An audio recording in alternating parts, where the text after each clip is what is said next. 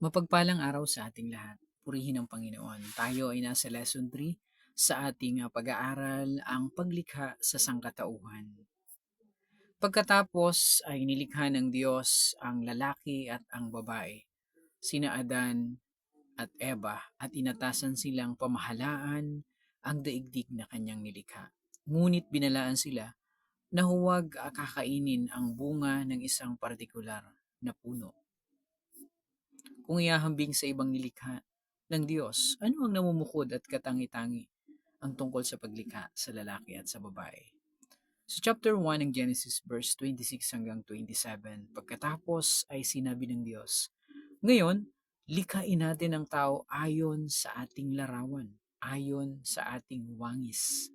Sila ang mamamahala sa mga ibon sa himpapawid at sa lahat ng hayop, maging maamo o mailap, malaki o maliit. Nilalangan ng Diyos ang tao ayon sa kanyang larawan. Sila ay kanyang nilalang na isang lalaki at isang babae." Anong natatanging tungkulin ang binigay ng Diyos sa kanila na hindi binigay sa alinman sa iba pang nilikha ng Diyos? Sa verse 28 hanggang 31 ng Genesis chapter 1, "At sila'y pinagpala niya. Sinabi niya, magpakarami kayo at punuin ninyo ng inyong mga anak ang buong daigdig, at kayo ang mamamahala nito. Binibigyan ko kayo ng kapangyarihan sa mga isda sa tubig, sa mga ibon sa himpapawid, at sa lahat ng mga hayop na nasa ibabaw ng lupa. Ibinibigay ko rin sa inyo ang lahat ng uri ng halamang nagkakabinhi at mga bungang kahoy bilang pagkain ninyo. Ang lahat ng halamang luntian ay ibinibigay ko naman sa lahat ng hayop sa ibabaw ng lupa at sa lahat ng mga ibon." At ito nga ang nangyari. Pinagmasdan ng Diyos ang lahat ng kanyang ginawa, at lubos siyang nasiyahan. Lumipas ang gabi at sumapit ang umaga. Iyon ang ika-6 na araw.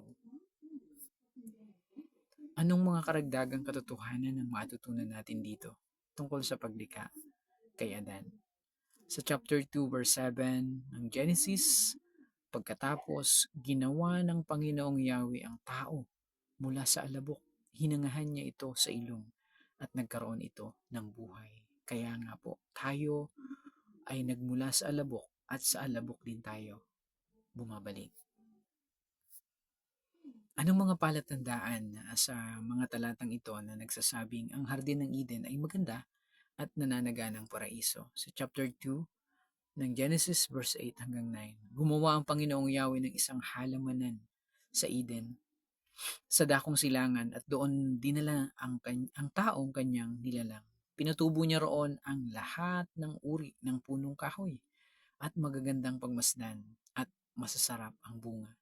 Sa gitna ng halamanan ay naroon ang punong kahoy na nagbibigay buhay, at gayon din ang punong kahoy na nagbibigay kaalaman tungkol sa mabuti at masama.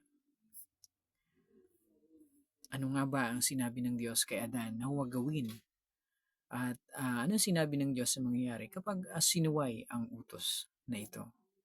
Sa chapter 2, verse 15 hanggang 17, inilagay ng Panginoong Yahweh ang tao sa halamanan ng Eden upang ito'y pagyamanin at pangalagaan. At sinabi niya sa tao, makakain mo ang alinmang bungang kahoy sa halamanan, maliban sa bunga ng punong kahoy na nagbibigay ng kaalaman tungkol sa mabuti at masama. Huwag na huwag mong kakainin ang bungang iyon, sapagkat sa araw na kainin mo iyon, ay mamamatay ka. Tama o mali?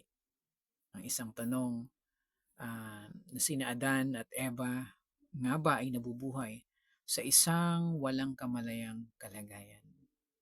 Nang hindi pa nagkakasala ang tao, si Adan at si Eva ay nabubuhay sa isang walang kamalayang kalagayan. At ang tao ay nilikha ng Diyos ayon sa kanyang larawan.